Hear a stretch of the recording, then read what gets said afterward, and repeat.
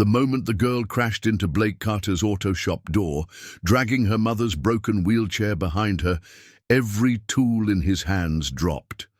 "Please," she gasped, her voice shaking. "They locked us out, and Mom can't feel her legs." Blake didn't hesitate. He wiped his grease-streaked hands, knelt beside the pale, wide-eyed woman on the ground, and whispered, "You're not alone anymore. Let's begin." Blake Carter had just wiped the grime off his hands when the front door slammed open with a thud. A teenage girl stumbled in, her thin arms struggling to hold up the bent wheelchair frame behind her. The front wheel was snapped, the handles scratched and bent. Behind her, a woman, mid-30s, clearly paralyzed waist down, clutched a duffel bag in one hand and a little girl's trembling fingers in the other. No words, no small talk, just raw panic and exhaustion in their eyes. Blake blinked. What the hell happened? The girl, maybe 17, looked up, chest heaving. "They threw us out from the house, said we weren't welcome anymore." Blake's gaze dropped to the woman, thin, pale, with sunken cheeks and legs that looked like they hadn't moved in years. The little girl beside her wore a t-shirt 3 sizes too big and no shoes. He didn't ask if they had money. He didn't ask who they were. "Come inside," he said, grabbing the wheelchair's twisted frame. "You're staying here tonight. No arguments." The teen hesitated. "But I said no arguments." His voice was steady, but his hands were gentle as he lifted the wheelchair over the threshold. Inside, the shop smelled like gasoline and steel, but it was warm. Blake cleared off a bench and helped the mother settle down, while the teen wiped the little one's feet with paper towels. "I'm Blake," he said, crouching down, "and you don't have to tell me anything yet. Just breathe." The teen swallowed. "I'm Tessa. That's my mom, Evelyn. And this is Liv." Her eyes filled with tears. "We've been driving all day, and then they locked the gate on us. Said Mom's name isn't on anything anymore." Blake clenched his jaw. "Some people need to be taught about consequences." Evelyn's voice cracked. "They said I was a burden. After my accident, after my father passed, the board changed everything." Blake's head snapped up. "Bored?" She didn't answer. Just closed her eyes, as if speaking hurt too much. Tessa looked at Blake, her voice small. "Can you fix the wheelchair?" He gave her a half smile. "I'll fix more than that." He didn't know who they were yet. But anyone who tossed out a woman in a wheelchair and her daughters in the middle of nowhere, they were going to wish they hadn't. And Blake Carter wasn't just a mechanic, he was a man who knew pain, who had been thrown out himself once, who never forgot what it meant to be unwanted. That night, while Evelyn and the girls slept in the corner of his shop with extra blankets and a space heater, Blake sat beside the wrecked wheelchair, torch in hand, mind already working. Something about Evelyn felt off, not in a dangerous way, in a hidden way. Her posture, her speech, her silence. She wasn't just some abandoned woman. She was someone who'd once stood in a room full of power, and he was going to find out exactly why they cast her out, and why he suddenly felt like protecting her wasn't just kindness. It was fate. By morning, the old wheelchair looked brand new. Blake had stayed up all night, welding, adjusting, oiling, and reinforcing every joint. He even added a makeshift footrest and custom brakes. When Tessa woke and saw it gleaming beside. "The workbench," she gasped softly, hand flying to her mouth. "You fixed it?" she whispered. Blake gave her a sleepy grin. "Didn't fix it. Rebuilt it." Liv squealed and threw her arms around Blake's legs, and he ruffled her messy brown hair like they'd known each other forever. Evelyn looked at the chair like it was made of gold. "I haven't had a working one since—" She paused, emotion crawling up her throat. "Since I was pushed down the stairs." Tessa stiffened. Blake froze mid-step. "Pushed?" Evelyn nodded slowly. After my father died, they said I was a liability, that I was holding the company back. I told them I didn't care about the board. I just wanted time to grieve. And one day I turned around, and there was no railing. I remember falling, Tessa added quietly. It was our uncle, Dad's brother. He smiled at us from the top when Mom landed. Blake's jaw tightened. What kind of family? There. Not family, Evelyn said, her voice cold for the first time. Not anymore. She was different now. Yesterday she'd seemed fragile. Now her tone carried the weight of a woman who once made decisions that shifted markets. She noticed Blake, staring. I didn't always look like this, she said. I used to wear heels, power suits, had my own office, but I was too trusting. I didn't think my own blood would gut me for control. Blake squatted beside her. You're not useless, Evelyn. Not now, not ever. Her eyes shone. You don't even know who I am. I know enough, he replied. You didn't deserve what happened to you. That's all I need. She looked at him for a long moment, then smiled faintly. You sound like my father. Tessa rummaged through their bag and handed Blake a folder. I don't know if this matters anymore, but Mom always kept it, even when we were moving place to place. Inside was a copy of an old will, handwritten. With a sealed letter behind it, Blake scanned the pages, then blinked. This isn't just important. This changes everything. He looked at Evelyn. You're still the heir. This document overrides the board's changes. And this letter, this seal, it's your father's. This is legal ammunition. Evelyn's hands trembled. I was too broken to even fight back. I didn't think anyone would believe me. You've got me now, Blake said firmly.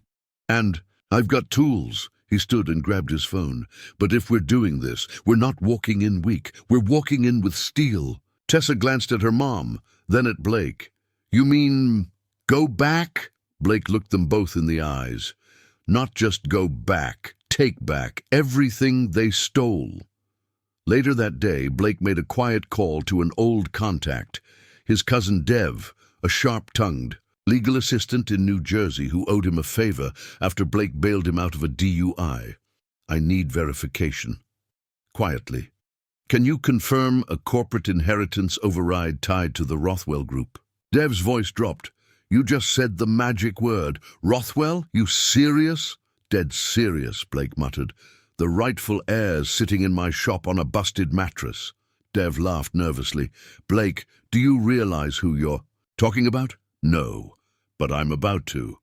That night, Blake sat outside while the girls slept again, the sealed letter in his hand. He didn't open it. He handed it to Evelyn. You should be the one to read this. She stared at it. Her fingers hovered. It's from my father, she whispered. The last thing he wrote before they changed everything. Tessa clutched her mother's hand. Evelyn broke the seal. As she read, her face crumpled, then steeled. It says, she said, voice breaking, if you're reading this, they tried to steal it. But you are still the soul of Rothwell, and everything still belongs to you. Fight back, sweetheart, for Liv, for your name, for you. Blake nodded slowly. So let's start planning. Because this wasn't just about kindness anymore. This was about war. By sunrise, Blake's humble garage had transformed into something more than a place for broken engines. It had become a war room. The folding table was covered in blueprints, legal documents, phone numbers scribbled on napkins, and a crumpled map of New York City with a red circle around the Rothwell Tower. Dev had just confirmed it. The sealed letter Evelyn held was irrefutable proof. Her father's handwritten clause trumped the board's manipulations. Legally, she was still the majority heir. All they needed now was to face them. But Evelyn wasn't ready yet, not physically, not emotionally. So Blake shifted his focus to rebuilding her, the woman behind the broken body, while Liv played with nuts and bolts like toys and Tessa helped him organize papers. Blake started working with Evelyn every morning. stretching her arms, strengthening what strength remained. Every small improvement brought light back to her eyes. "You used to lead boardrooms, huh?" Blake asked one afternoon as he adjusted the backrest on her new chair. Evelyn cracked a smile. "Used to run circles around men twice my age." "You'll do it again?" She raised an eyebrow. "You always this optimistic?" "Nope," he said, tightening a screw. "Only when I meet someone who's worth fighting for." She blushed faintly and looked away. Blake noticed, but didn't push. He respected her silence. But the silence didn't last long. The moment Rothwell's head of security, Vincent Kerr, drove past the garage in a black SUV and glanced at the place like it was a garbage heap, Blake knew something had leaked. That night, Evelyn couldn't sleep. Blake found her staring at the ceiling, jaw clenched. "They know, don't they?" she asked quietly. Blake nodded. "They sent someone to sniff around, but they don't know you've got the will yet." "Good." She sat up straighter. "Because I want them to feel safe. I want them to laugh, relax, underestimate me." Her voice had a dangerous calm to it now. Blake stepped closer. "You sound different." I remembered who I am today. She reached for the sealed letter, now kept in a plastic sleeve. "This isn't just paper. This is my father's voice. It's time they heard it loud and clear." The next morning, Blake made one more call, this time to his old welding buddy Trent, who worked downtown now as a security contractor. "I need a ride that doesn't look flashy. Bulletproof, if you've got it, and I need it tomorrow." Trent groaned. "What the hell are you up to, Blake?" "Returning royalty to her throne," Blake replied. By noon, Evelyn was dressed in simple grey slacks, a white blouse, and a blazer Blake bought with half his savings. Her hair was tied back, her lips painted pale. She looked like command again. Tessa stared at her mom like she was seeing her for the first time. "You look like her," she whispered. "Like the woman from the framed magazine cover." "The one we lost." Evelyn's hand trembled, but she smiled. "We didn't lose her. She just got buried." Blake pushed the chair forward. "Then let's unbury what's ours." They arrived at Rothwell Tower without warning. The front desk receptionist blinked at Evelyn like she was seeing a ghost. You're not on the visitor list." Blake leaned in. "Check the name on the building." The woman's lips parted, but Evelyn just gave her a calm, razor-edged smile and rolled toward the elevator. As they rode up, Evelyn whispered to Blake, "My brother thinks I'm dead to the world." "Let's wake him up then," Blake said. The boardroom was full. Her brother, Gregory Rothwell, sat at the head of the long, polished table, laughing over some joke when the doors opened. The laughter died instantly. Gregory stood up. "Evelyn!" The other board members turned in their seats, stunned. Murmurs rippled. Evelyn rolled forward, set the plastic sleeve on the table, and opened it. "This is our father's sealed letter and updated will," she said calmly. "You've committed fraud, signed illegal revisions, and used company funds to erase me from my rightful place." Gregory's voice cracked. "That's not admissible." Dev, who had slipped in behind them like a ghost, dropped a notarized duplicate. "On the table. It is now." Silence. Blake watched as Evelyn inhaled deeply, then added, "You have 48 hours to resign, surrender all false holdings, and release all pending company assets assigned to Gregory's name, or I'll go public. With everything." Gregory's face turned the color of concrete. The board froze. "You wouldn't dare." "I dared to survive when you left me for dead," Evelyn snapped. "Try me." She turned toward Blake, eyes steel but wet. "I want to go home now." As Blake turned her chair around and the elevator doors closed behind them, he whispered, "You didn't just go home. You just took your kingdom back." The fallout began before they even reached the ground floor. Phone calls rang through, Rothwell Tower like alarms. Behind tinted glass, men who once laughed Evelyn out of meetings now whispered her name with dread. The woman in the wheelchair wasn't broken anymore. She was a storm in heels and chrome. In the car, Evelyn gripped the door handle tightly, her knuckles white. "You okay?" Blake asked quietly. "I'm terrified," she admitted. But it feels good. I've never been this scared and this awake at the same time, Blake smirked. That's how you know you're alive. Back at the garage, Liv was drawing stick figures on the floor while Tessa paced. When she saw her mother's face, her whole body relaxed. How did it go? Evelyn didn't speak. She just opened her purse and pulled out the keys to the penthouse suite at Rothwell Tower. Tessa gasped. No way! They gave up the apartment voluntarily, Evelyn said. Before I made it public, Blake added, because they knew if she released that letter to the press, half the board would be in prison by next week. Evelyn gave him a look. You make it sound too simple. He looked at her, his tone soft. You did the hard part. I just fixed a chair. That night they sat around a small wooden table with instant noodles, laughing for the first time in weeks. Evelyn looked at Blake differently now, not like a stranger who happened to be kind, but like someone who wasn't afraid of broken things. You didn't even know me, she said suddenly, but you helped anyway. Blake leaned back, eyes fixed on her. You didn't need to be known. You just needed to be seen. Evelyn looked down, her voice trembling.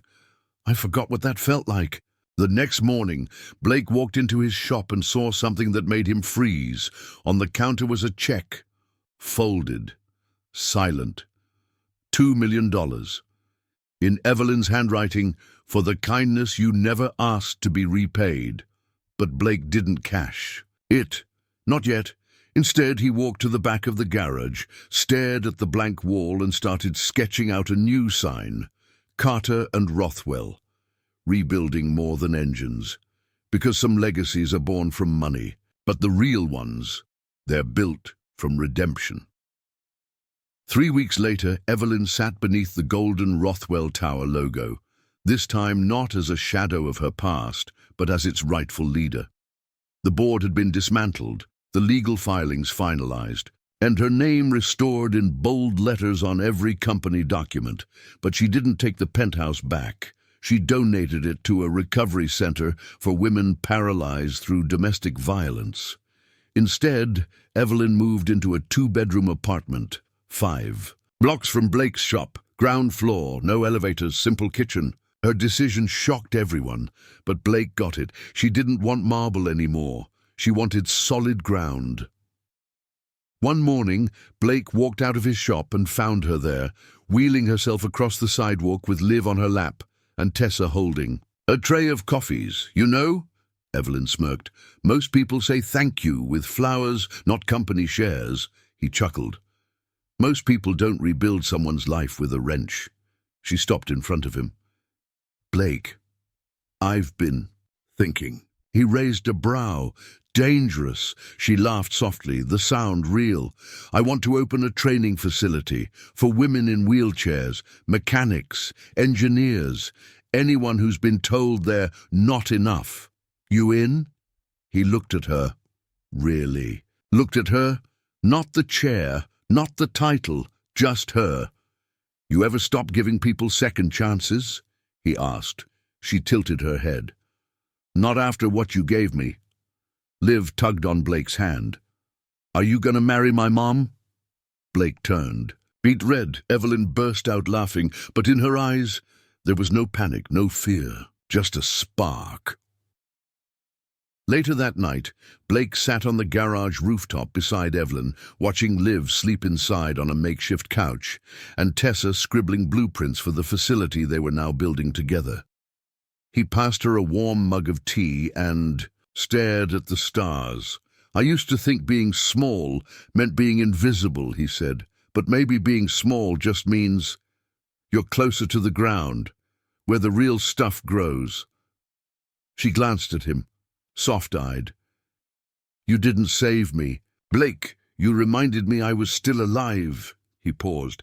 And what about revenge? You never gave them the full punishment. Evelyn smiled, calm, dangerous and clear. Oh, I did, she said. They now get to watch a worthless cripple build a better empire than they ever could. Blake let out a slow whistle. And I get to do it with people who actually give a damn. The wind was gentle that night, but the silence between them was louder than any victory speech, because some stories don't end with destruction. Some end with rebuilding, steel, blood, and fire all reforged into something unbreakable. And this wasn't the end for Blake and Evelyn. It was just the start of a life earned the hard way and worth every scar.